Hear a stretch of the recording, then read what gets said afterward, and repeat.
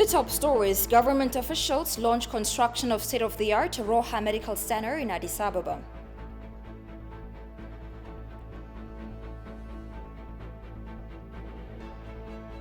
And Djiboutian President Ismail Guelleh will extend his 2 decades in power after winning Friday's vote.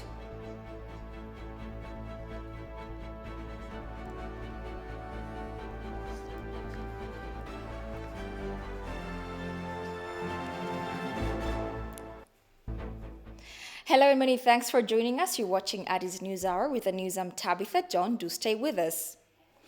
Prime Minister Abiy Ahmed, accompanied by senior government officials, launched the construction of Roha Medical Center in Addis Ababa.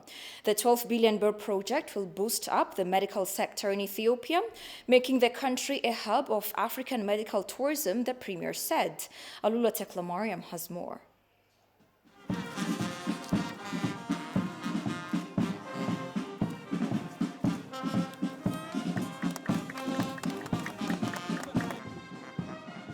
The construction of Roha Medical Center in Addis Ababa would be a landmark to the health sector and a relief to Ethiopians who look for advanced medical services. Speaking on the launching ceremony, Prime Minister Abiy Ahmed said the construction of the medical center will help boost up the medical sector in Ethiopia, making the country a hub of African medical tourism. በቱሪዝም ሴክተር ሰፋፊ ኢንቨስትመንት እያደረግን ቢሆንም ቱሪስቶች አንዱ ስጋታቸው በቂ የሆነ የሕክምና ማዕከል የለም የሚል ስለሆነ Even though we are scaling up our tourism industry, we need more advanced health facilities in a way that serve international tourists, because tourists require basic facilities when they think of going somewhere for visiting. So, the construction of this medical center has multifaceted advantage to our country. Besides, it helps create more jobs for our newly granted nurses, as well as vital for technology transfer. Roha Medical Center will also be a relief for many Africans who want to be hospitalized in Ethiopia. ከዚህ በተጨማሪ በርከት ያሉ የጤና ሙያተኞች Deputy Mayor of Addis Ababa City, Adanecha Abebe, lauded the construction of the project, citing its importance in saving huge foreign currency expense for medical purposes. Upon fully operational, this project will not only serve residents of the city, but also others who may flock to Addis. Of course, Addis has a lot to be visited and a lot to feed, but it deserves to have an advanced medical center that can serve millions of people. In this case, Roha Medical Center will bring about significant change in the health sector. In addition, the center will help save huge amount of foreign currency spent for medical purpose. It also creates ample job opportunities to Ethiopian citizens. Meanwhile, founder and chief executive officer of Roha Group, Brooks Washington, underscored the center will deliver advanced health treatments, including transplant and other services. I'm here to introduce the medical campus, a $300 million investment to build an integrated healthcare campus right here where we're standing. The campus will provide high-quality, affordable care to over 100,000 patients annually and will be a global leader in healthcare. This campus is an initiative of the Roha Group, a company I started in 2013. Roha is an investment firm that builds companies in Africa. We have a long history in Ethiopia, and this is our most important market and our biggest presence. I first started working in Ethiopia when I started Juniper Glass, a company that now makes 200 million bottles every year in Debre Birhan. Since then, we have started other companies, including Ethiolease and Raxio Data Center, overseen investments of over $160 million into Ethiopia, and contributed to the community, including donating over $1.1 million to COVID relief efforts. We are proud to play a role in Ethiopia's economic transformation agenda. The Roha Medical Campus will be a transformative development.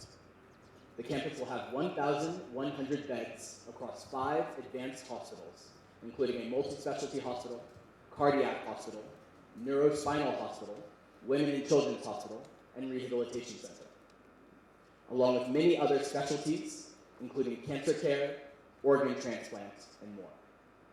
Upon fully operational, Roha Medical Center will incorporate 5 hospitals having an aggregate of 1,200 beds and 4,200 medical professionals. The Minister of Water, Irrigation and Energy of Ethiopia, Dr. Seleshi Bekkele, formally invited the Republic of Sudan and the Arab Republic of Egypt to nominate dam operators to exchange data before the second filling of the GERD commences in the upcoming rainy season in Ethiopia. In the letters addressed to Ministers of Water Affairs of Sudan and Egypt, the Minister of Water Affairs of Ethiopia invited the two countries to nominate focal persons or dam operators to exchange data among the three countries with regards to the second-year filling, which will take place in July and August 2021. According to the letters, the invitation was based on the consensus that was reached on the filling schedule formulated by the National Independent Scientific Research Group of the three countries, along with the period of the filling in July and August, and it may continue in September depending on the hydrology. Stating the progress of the GERD construction and the approaching rainy season in Ethiopia, where the filling is scheduled, the Minister of Water, Irrigation and Energy of Ethiopia underlined the need to work together on practical and important communication arrangements. Focal persons soon will expedite appropriate information exchange arrangements and confidence-building measures among the tripartite. Until the conclusion of the GERD negotiation under the auspices of the African Union, the letters read. The letter underlined the importance of immediate conclusion of agreement on the rules and guidelines on the first filling in accordance with Article 5A of the Declaration of Principles that was signed by the three countries in 2015, which will offer a good opportunity to build confidence and trust among the parties.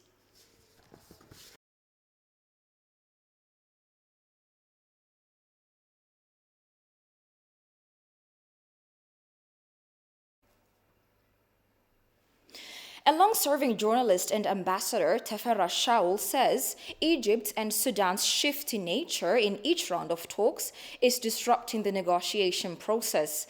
In an exclusive interview with ETV, the diplomat further recalled that Ethiopia played a significant role for the Sudanese transitional government and even helped in lifting U.S. sanctions against that nation. And yet, he pointed out that Sudan has proved ungrateful by siding with Egypt over the multi-billion-dollar dam being built by Ethiopia. Goshu Melissa brings us up to speed. Commenting on the latest round of GERD negotiation held between 4th and 6th of April in Kinshasa, DRC, the long-serving journalist and ambassador Teferra Shaul said Egypt and Sudan have undermined the negotiation process by bringing irrelevant and self-contradictory agendas to the table. In order to exercise their hegemony, their big power kind of the slave master attitude, they always bring one reason after another. Even in the negotiations, they keep on shifting the goalpost. Today they would seem to agree on one thing, and tomorrow they change their minds. So they are messengers of big powers whose interest is in Africa and African resources. Thank God the Ethiopian people have been consistent in their repulsion of this Egyptian approach. And unfortunately, the Sudanese are not known to be consistent in their foreign policy pursuits. Teferra reacted to President El-Sisi's latest provocative statement regarding the GERD by saying that it was reckless and unacceptable. Ethiopia did not take any water away from Egypt while filling the dam in July 2020, he said, adding, Egypt and the Sudan will still get water in abundance. General El-Sisi said, nobody can take a drop of water from Egypt. Egypt has no water in the Nile Valley.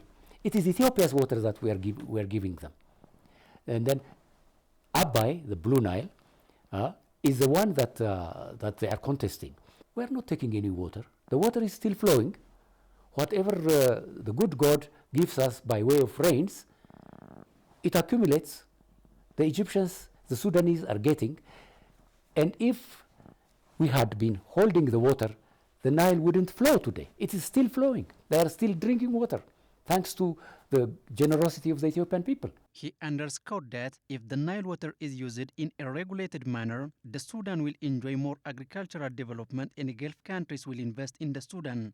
But Egypt will not be happy about this. Tefera noted that Ethiopia played a significant role in the creation of the Sudanese transitional government and that it helped get US sanctions against the Sudan be lifted.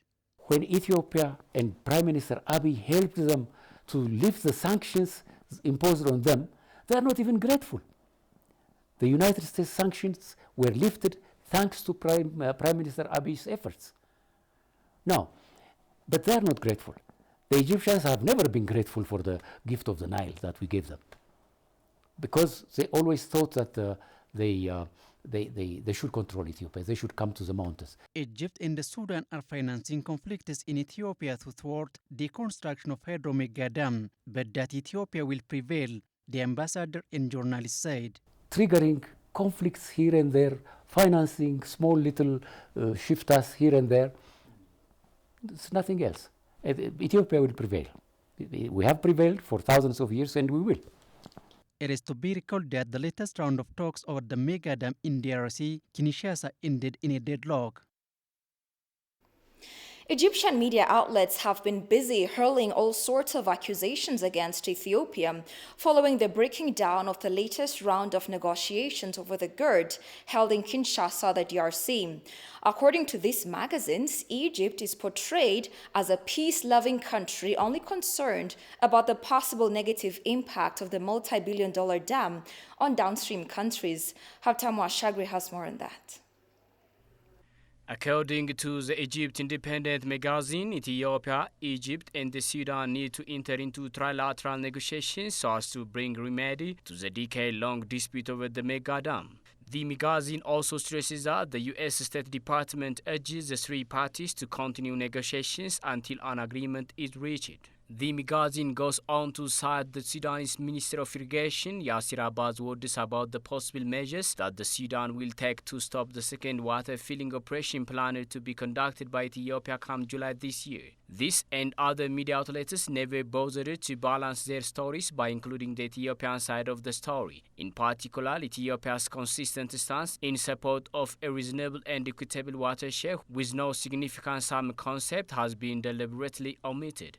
Ethiopia has been voicing concern that Egypt and the Sudan have been trying all sorts of tactics to disrupt the AU-led negotiation by demanding the inclusion of other countries as negotiators. For nearly 10 years, the mega project on which Ethiopia began work in 2011 has been a source of diplomatic tension between Addis Ababa, Cairo, and Khartoum. Located in northwestern Ethiopia on the border with Sudan, the GERD is said to become the largest hydroelectric dam on the continent. Ever belligerent, Egypt has even gone to the point of declaring that the latest round of talks with the mega dam may be the last chance to relaunch talks before it failed to the second year in a row. When the meeting ended in deadlock, Egypt began to cry foul, accusing Ethiopia of lacking goodwill. However, Ethiopia has made it clear that the attempt by Egypt and the Sudan to undermine the AU-led negotiation is nothing but a desperate attempt to scrap diplomacy together or buy time. Ethiopia says the dam is key to its economic development and power generation. Egypt fears it will imperil its supplies for Nile water, while Sudan is concerned about the dam's safety and about regulating water flows through its own dams and water stations. However, Ethiopia has made it clear that it sticks to a position of no significant harm. The magazine also stated some provocative words from Egypt president such as, "The water share of Egypt is a red line and no one can take a drop of water from Egypt." El-Sisi has also been quoted as saying that if it happens, there will be inconceivable instability in the regions that no one could imagine. Ethiopia has time and again expressed commitment to the fair and equitable utilization of water.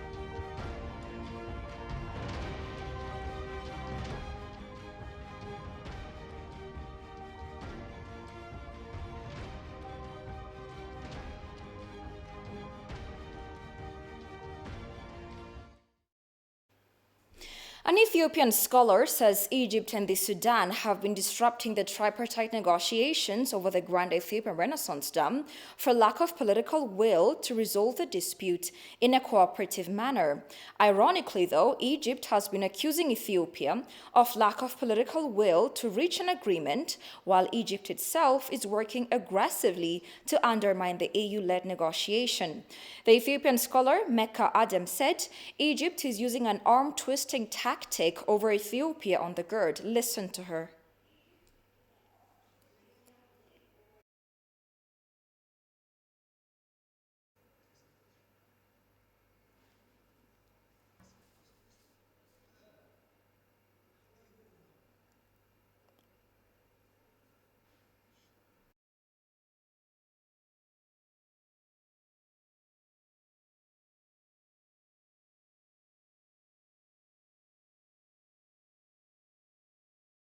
Egypt wants to take the negotiation out of the African Union because Egypt wants the world or wants to show the world that the Renaissance Dam may cause instability in the region, and it wants to show the world that the Renaissance Dam is a security issue. So the Security Council or the United Nations may request Ethiopia to stop building the dam, or may go further and the Security Council may request from Ethiopia to stop filling the dam without reaching an agreement with Egypt and Sudan.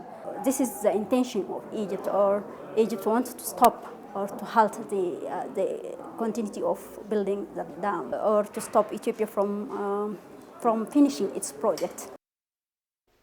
Ethiopia has repeatedly shown that it believes in the principle of African solutions for African problems and equitable share and utilization of natural resources. She underscored that Ethiopia must pursue this way. It always is open for negotiation. So, and we see, or we hear Engineer Slashi Bakala, he said that we are open for negotiation. So, in my opinion, Ethiopia should insist and should not agree to take the negotiation out of the African Union. The negotiation should be under the African Union.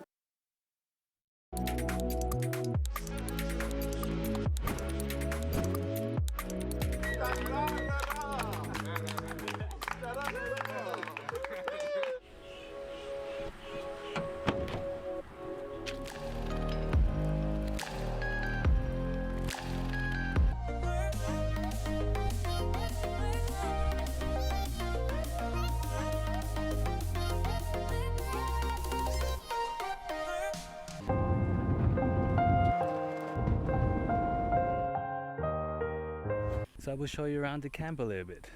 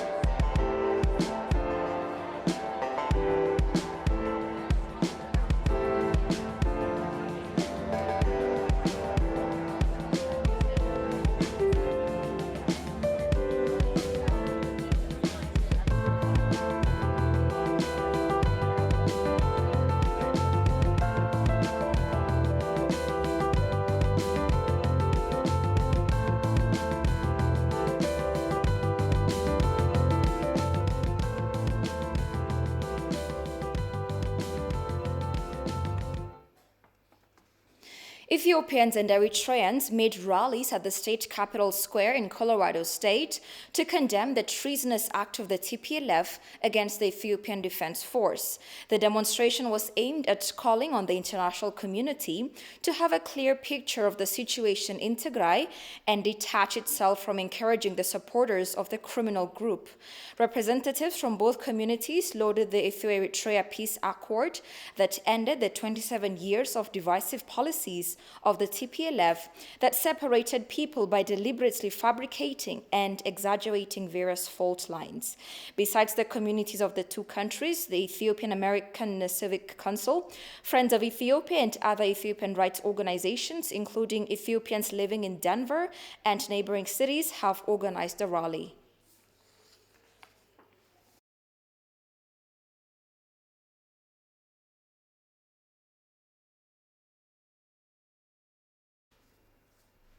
President Sahle-Work Zewde has sent a letter of condolence to Her Majesty Queen Elizabeth II on the passing of her husband, Prince Philip. The president highlighted the great example of service to one's nation displayed by the late Prince Philip and expressed condolences on her own behalf as well as that of the people and government of Ethiopia. It is to be recalled that Her Majesty Queen Elizabeth and her husband, Prince Philip, visited Ethiopia at the invitation of Emperor Haile Selassie back in 1965.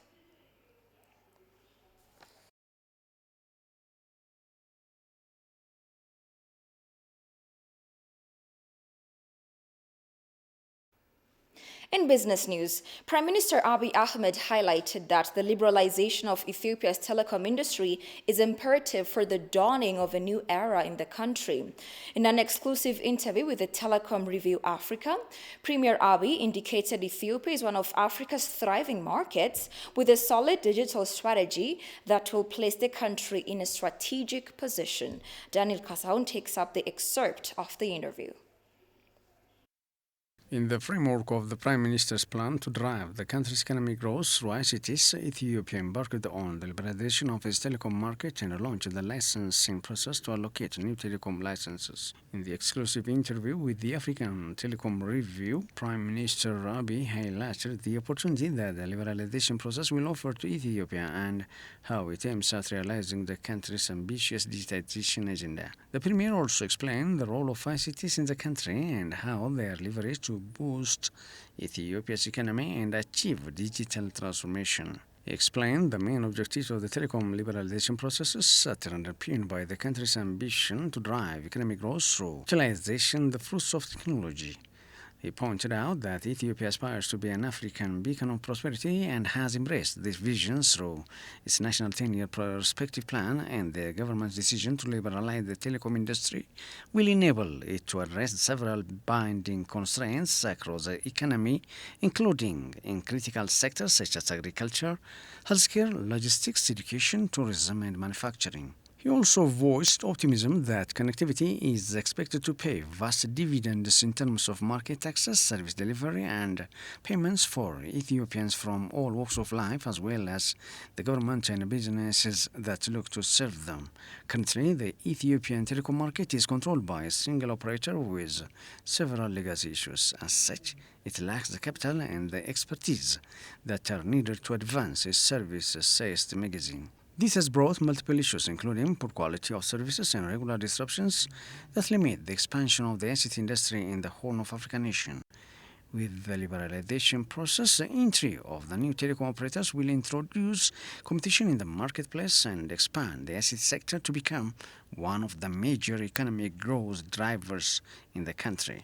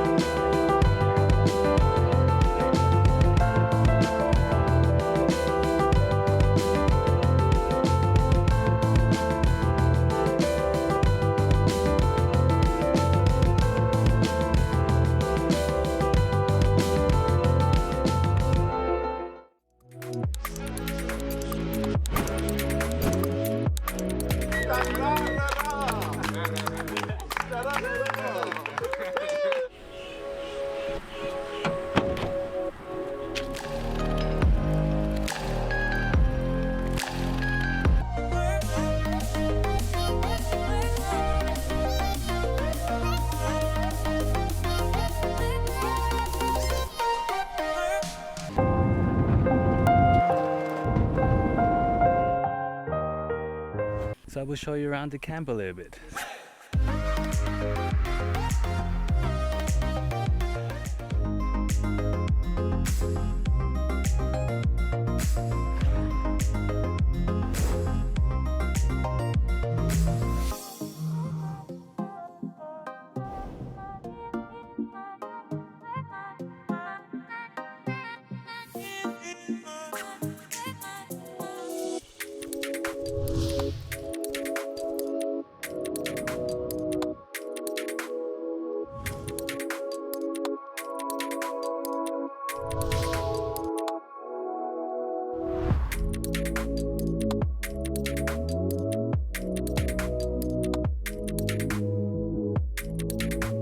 10 cars around one lion. Sometimes there were like 4 cars at one spot. Sometimes you were totally alone. For example, when we saw a rhino, we were like alone in the jungle. So we were totally happy we did this tour, and I think the price is all right, as you get like 3 nights of accommodation, you have food, you have the tour guide, and you also have the entrance fee for the park.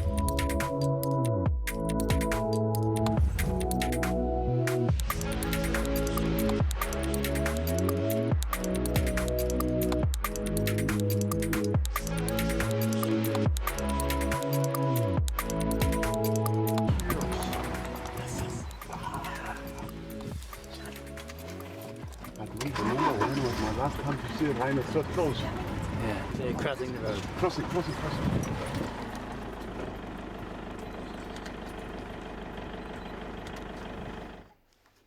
The Ethiopian Airlines has celebrated its 75th anniversary, marking the day it started flight across the world. 75 years ago today, in 1946, Ethiopian Airlines operated its first scheduled flight with Douglas C-47 Skytrain aircraft from Addis Ababa to Cairo via Asmara. Today, the Ethiopian Airlines celebrates its anniversary as one of the most competitive mega carriers in the world. The airliner has extended best wishes to its valued customers and hard-working employees who made it shine high in the sky.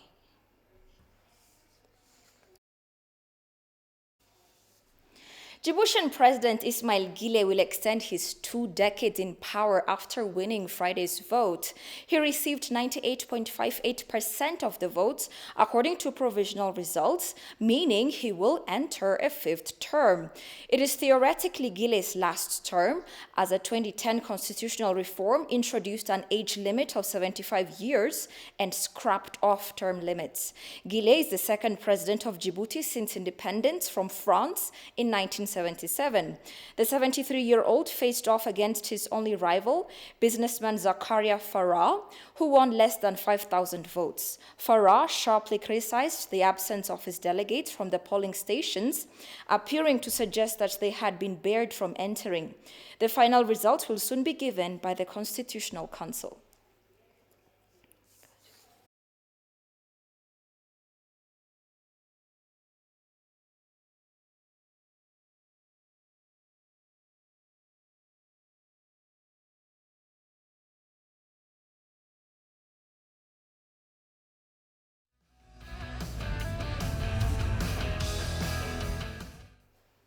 And finally, in sports, in the recent Ethiopian Bet King Premier League competitions, Bahir Dar City and Sidama Coffee secured 3 points by defeating Walqite and Adama cities, respectively. The last round Ethiopian Bet King Premier League kicked off in the Redawa International Stadium. Haptamu Ashagri tells you more.